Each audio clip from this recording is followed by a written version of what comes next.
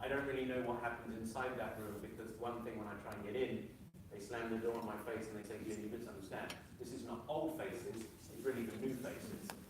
So something happens inside that room. A lot of people come out with a lot of energy, and they're really about creating that innovative spirit in that next generation. So that's one very important aspect that we're trying to generate and drive further forward. Face Up, and this is where we would seek your support actually with our Face Up program. Face Up is really about showcasing individual academic leaders. It's a contest that we run every 2 years. We held our first version last year at the World Carga Symposium in 2018. The second version will be run in 2020. And this is where we invite graduates who have graduated within the last 2 years in any discipline related to logistics, to aviation, to supply chain, or any one of the commodities, or any one of the aspects that this industry holds so dear to itself. And we would invite them to submit.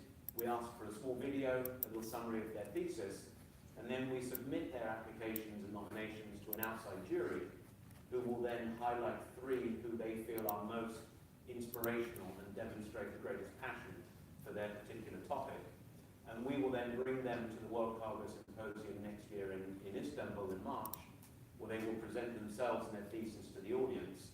And then we go through like they're all winners, but the audience voting to find the one that they felt most inspirational. And this is just another small way of trying to highlight and showcase that this industry really is critical for the global economy, global society, and if we can help put another spotlight on that, we would very much appreciate your support. Training has been mentioned by a lot of the speakers today about training, and this is something that's very critical, and industry continually needs to provide the mechanisms to help develop, or those individuals within the industry to help develop themselves, to ensure that we can continue to get leading edge thinking with the next generation. I'm not going to talk about 25 by 25 because that's the program I think you heard extensively yesterday, where as an industry there are targets and there are a number of carriers. I think it's nearly 60 carriers, I'm not mistaken, Catherine, that have signed up, voluntarily signed up to that program to help create that gender equality within the industry. We're also doing whatever we can in the air cargo world to try and promote that as well, in what has been traditionally a male-dominated industry, and we need to make sure that it has equal opportunities to bring in all aspects and all cultural and gender and all diversity dimensions, because it brings different thinking to attract different problems. I'm not going to talk about the planet aspects because there was a lot more highly qualified individuals than I that talked about those during the course of this morning with regards to the emission, the strategy in terms of attacking the environmental impact, and for CORSIA and the programs of the future. Brendan tackled very briefly in his topic on the cargo operations about the facilities of the future. They also will be green facilities. He talked about a number of innovations in the packaging side of e-commerce and some biodegradable plastics. I think over the next coming months, we need to be a little bit more active as IATA in terms of showcasing. One of the things that the air cargo industry does very well is innovate and respond to demands. One thing it does very poorly is actually communicate how it's innovated and responded to industry demands or society demands. And I think we have a role as IATA to try and showcase when individuals or organizations have actually taken that extra step and innovated and very much tackled the future. Lastly, the third part, which we call the P for performance. I really don't need to say very much about that. You've heard from my colleagues already talking about how optimization, quality approaches, efficiencies in the supply chain, and Andrea talked a lot before about food loss and wastage, and how industry harmonized standards can actually help tackle that, and how we can have handling excellence, or programs of handling excellence, which can then actually certify where organizations are applying the highest level of standards to have the highest level of efficiency and therefore the lowest environmental impact as an industry. So that's very quickly what we're doing in the sustainability area under our 3 Ps. I'm not sure if there's any particular questions on that. Sorry, that's Catherine's job. No questions on that? I know time is an essence and we'd like to have other things. So what I'd like to do now is really just go into some closing comments. I'm not going to try and summarize what my colleagues have actually spoken about because it was just too much. I've taken a lot of notes.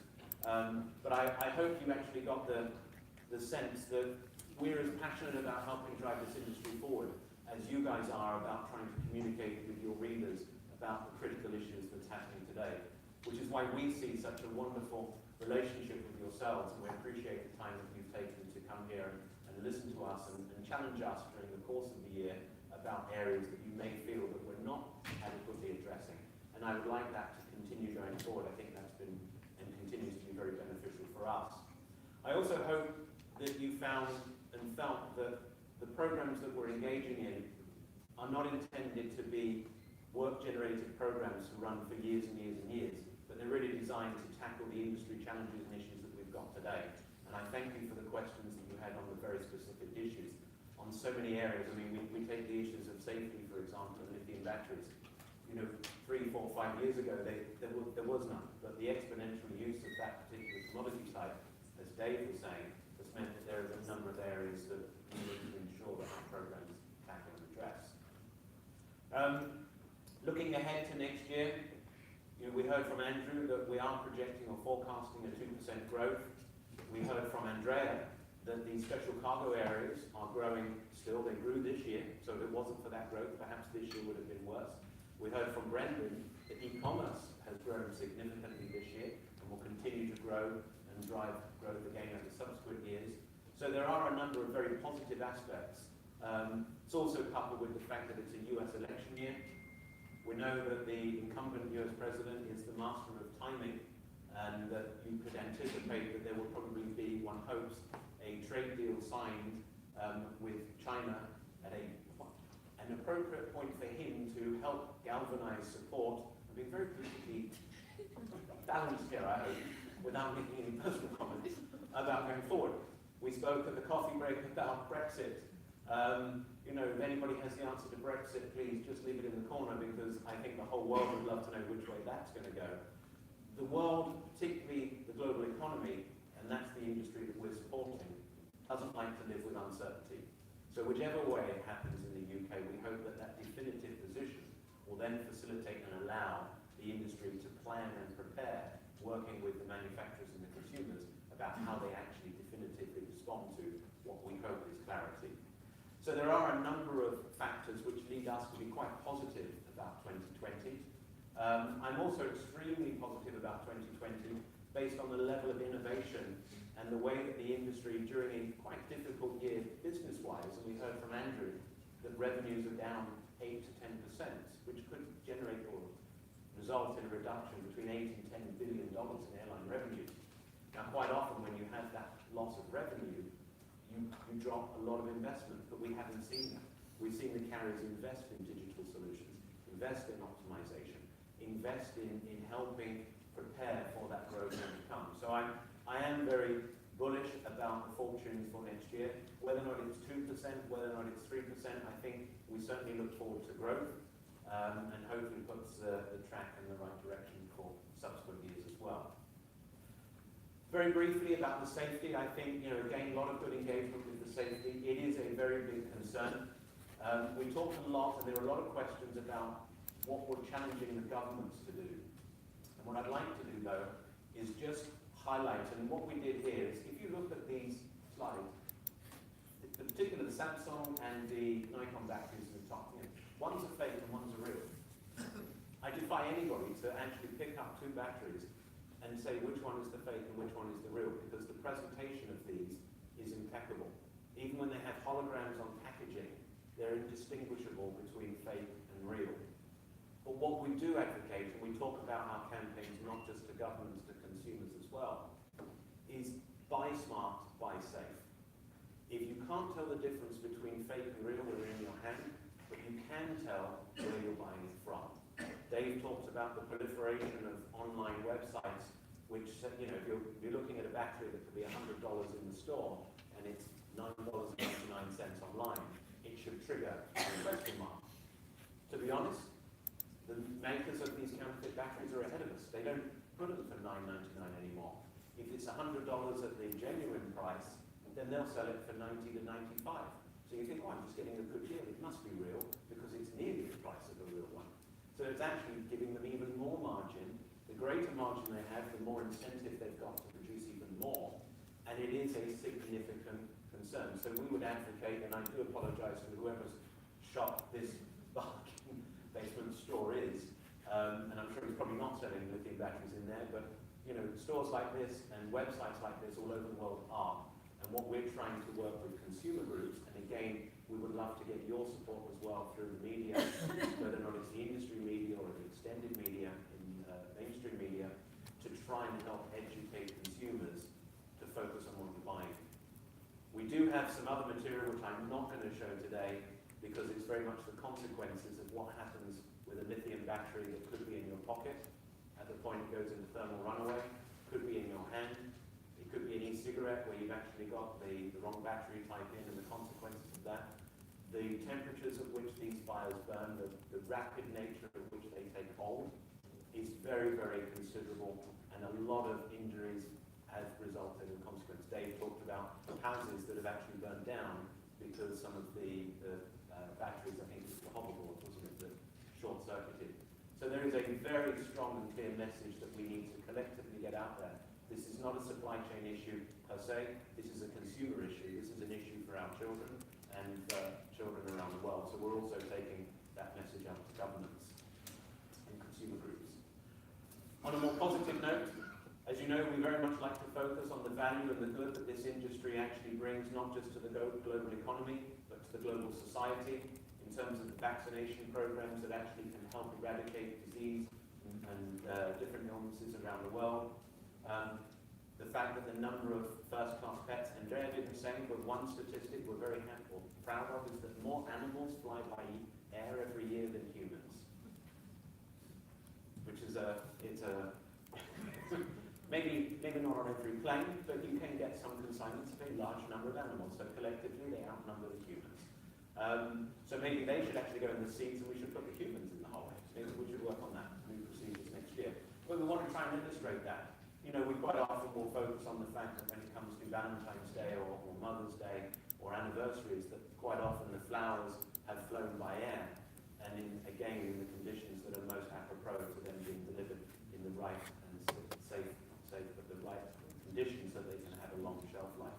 So we like to continually add to Air Cargo Makes It Happen. One of the things we always like to do, new posters. If you out there, again, if anybody has an idea for a poster, just throw us an email and say, we'd love to see a poster on, I think we had one. Valuable art. Valuable art. I will now hereby make a commitment. Next year when we come back here, we will have an Air Cargo Makes It Happen with antiquities or art as the focal point. And then we'll have some statistics. We will probably use the Middle East with some of the growing proliferation of the Guggenheim, as you say, in the Louvre. So, and I think that's... So that's a game that we want to try and showcase. Somebody, I think, I can't remember where we were, but it may have been Winnipeg or Calgary, where they have a particular... Anchorage. Was it Anchorage? They love cattle. And they said, we have so many cattle who through here, we said, we'd love to have a cattle poster. So they are, forgive me, Will, they're steering us in that direction. Anyway, when I start going to the puns, we know it's getting towards the end of the day. Face Up, I've mentioned this, so I'm not going to reiterate that. We do have a list of events that are coming up, but we do actually extend an invitation. If any of you are interested with what Henk was talking about with hackathons, we obviously have our World Cargo Symposium where we generally exchange a lot of information with the media. We seek your support and we very much would welcome your participation. But any of our other events that occur, whether or not it's our technical events next year in Manchester, or our hackathon, or something new, which is a One Record Technical Summit, if you are interested and wanted to stop by, we would love to invite you in and again, help expose the great work that's undertaken there. As mentioned, the World Cargo Symposium is the next time we anticipate a large gathering get-together. We anticipate 1,200 or plus people coming to next year's event. And again, we very much appreciate all of your support in helping promote and get the word out there. Now, this is something that's not often happened, is that IATA will actually put its pocket in yet again to actually buy for drinks. And I think in the next door there's a cargo product showcase, which we mentioned earlier today. They're just going to showcase a few, just to really, again, go back to what we were saying about our core activities of standard setting, advocacy, and industry solutions. One example of something that's happened in the last few months is a lot of the airlines, through the work of the APIs, have said that they want to tackle the distribution side of, for example, their rates and their communication with their customers. They want a more dynamic system in place within the cargo world, very similar to the passenger world, where that exchange of information today is a telephone call from a freight forwarder saying, I've got 5 tons, what's your best price? And going on, etc., etc. And as Aérea was saying, as carriers diversify their product portfolio, carriers have asked us to see if we can actually help in that distribution side. So over the next 12 months, I think we should see some more developments in how we can actually help the industry on that side as well.